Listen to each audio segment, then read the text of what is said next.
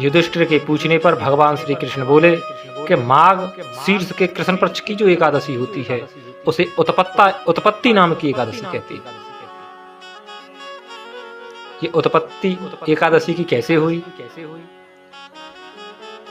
तो एक असुर था जिसका नाम था मुर।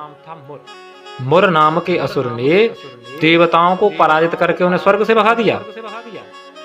तो देवता शंकर भगवान के पास गए तो शंकर ने कहा हम कुछ नहीं कर सकते। फिर जब वह नारायण भगवान के पास गए हैं तो नारायण भगवान ने मुरदैत्य से जाकर युद्ध किया, उसकी सेना को पराजित किया और जाकर बद्रीनाथ में एक गुफा में जाकर विश्राम करने लगे जो 12 योजन लंबी थी। तो मुर नाम का दैत्य भी भगवान के पीछे युद्ध की इच्छा से उसमें अंदर गया। तो भगवान के शरीर से एकादशी उत्पन्न हुई। 5 कर्मेंद्रियां, 5 ज्ञानेंद्रियां और 1 मन, क्या हो गए 11, जिसे संस्कृत में कहते हैं एकादश।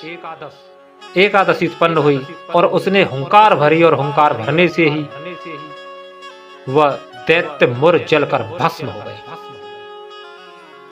जब एकादशी मुर दैत्य के पापों को जलाने लगी तो पाप डर के मारे भगवान के पास आए कि प्रभु आपने भी हमको ही प्रकट किया है, हमें बचाओ। भगवान की छाती से धर्म और पीठ से पाप उत्पन्न हुए हैं। तो भगवान ने कहा कि तुम अन्न में छुप जाओ, वहां तुम्हें एकादशी हानि नहीं पहुंचाएगी। इसलिए एकादशी के दिन अन्न नहीं खाना चाहिए, अन्न में पाप छुपे होते हैं। तो एकादशी ने भगवान से वरदान मांगा कि प्रभु जो तुम में भक्ति रखते हैं वो मेरे दिन उपवास रखें, उनकी सारी सिद्धियां मनोकामना पूर्ण हो।